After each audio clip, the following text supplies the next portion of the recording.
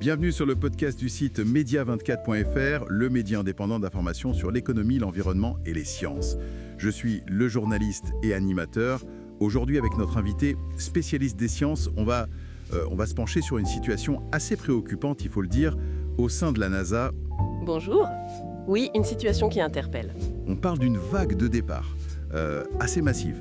Et on va essayer de comprendre un peu tout ça en s'appuyant sur des infos récentes de Politico, NASA Watch, Reuters notamment.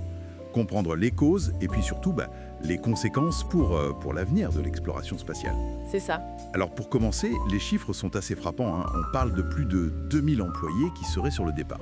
Oui, 2000. Principalement des profils seniors en plus. Ça ferait presque 5% de l'effectif permanent. Et le Marshall Space Flight Center semble particulièrement touché avec 279 départs annoncés là-bas.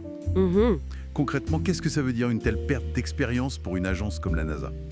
C'est une perte énorme, vraiment. On parle pas juste de chiffres là, c'est du savoir-faire accumulé sur des décennies qui s'en va. Perdre autant d'ingénieurs, de chefs de projet, de spécialistes expérimentés, tous en même temps, ça fragilise vraiment ce qu'on appelle la mémoire technique de l'agence. D'accord. Et c'est d'autant plus inquiétant que ça arrive, vous le disiez, au moment où le programme Artemis, le retour sur la Lune, il entre dans une phase très active. Le timing est critique. Oui, c'est ça. Et justement, les sources qu'on a consultées, elles décrivent un climat interne, disons, assez lourd. Oui. On lit les mots malaise, démobilisation, opacité, même un sentiment de désalignement avec la direction. Il est question de restructuration, de restrictions budgétaires, d'un pilotage politique déconnecté. Il y a même un ingénieur anonyme qui parle d'une situation, je cite, invivable. Oui, invivable. Comment est-ce qu'on explique une telle hémorragie avec ces facteurs internes ? Qu'est-ce qui se passe ? Tous ces éléments, ça suggère une vraie crise en fait. Une crise de gouvernance et puis une crise de morale aussi. Quand le personnel, surtout le plus expérimenté, celui qui a vu passer plusieurs programmes, ne comprend plus les orientations stratégiques ou se sent déconnecté des décisions, la motivation, elle chute. C'est logique. Oui. Aussi des désaccords sur la direction du programme Artemis et puis sur la gestion des partenariats avec le privé, notamment avec l'essor de SpaceX et d'autres. Visiblement, la façon dont la NASA gère cette nouvelle ère, ça ne convainc pas tout le monde en interne.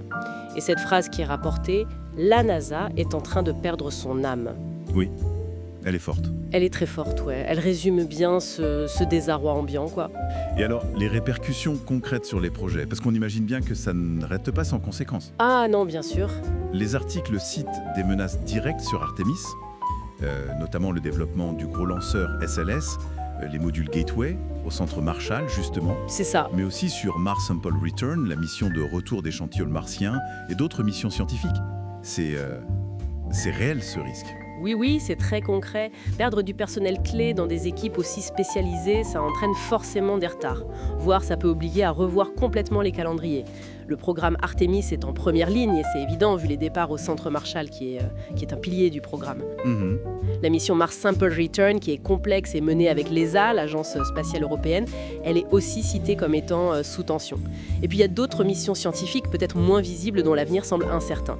Des projets suspendus. Ça pourrait vraiment forcer la NASA à revoir ses priorités, faire des choix difficiles. Et face à cette situation, cette hémorragie, comme disent les sources, on apprend que le secteur privé, SpaceX, Blue Origin, Sierra Space, eux, ils recrutent certains de ces anciens de la NASA. Oui, c'est la suite logique. Est-ce que c'est une façon de, disons, garder les compétences aux États-Unis, ou est-ce que ça marque un vrai transfert d'autorité, de savoir-faire vers le privé ? C'est un peu les deux en fait. C'est une dynamique à double tranchant. D'un côté, oui, ça évite une perte sèche de compétences pour tout l'écosystème spatial américain. Ces gens continuent de travailler dans le spatial. D'accord. Mais de l'autre côté, ça accentue, c'est indéniable, le déplacement du centre de gravité. L'expertise, l'initiative peut-être aussi, elle glisse de plus en plus vers ces entreprises privées. Et ça pose la question de la capacité de la NASA à se relancer, à maintenir son leadership. Ça dépendra beaucoup des budgets fédéraux à venir, bien sûr, mais aussi, et c'est fondamental, de sa capacité à restaurer la confiance en interne pour stopper cette fuite. Donc si on résume un peu la situation complexe décrite dans nos sources, On a une NASA qui fait face à une vague de départ assez inédite de talents expérimentés. C'est ça. La cause, c'est un mélange de facteurs internes, malaise, gestion contestée, budget serré, peut-être une vision stratégique qui ne fait plus l'unanimité. Mhm, Et ça menace directement des programmes majeurs comme Artemis, comme Mars Sample Return. mhm. Tout ça dans un contexte où le spatial privé, lui, prend de plus en plus de place. Exactement. Le paysage est en pleine mutation. Merci beaucoup pour cet éclairage très précis. Merci à vous. Une question qui reste peut-être en suspens et qui dépasse un peu le cas de la NASA aujourd'hui. Est-ce qu'on n'est pas en train d'assister à une redéfinition plus fondamentale de ce que c'est l'exploration spatiale menée par une nation? Où l'agence historique comme la NASA deviendrait peut-être davantage un client ou un partenaire parmi d'autres pour des entreprises privées qui, elles, fixeraient de plus en plus le cap.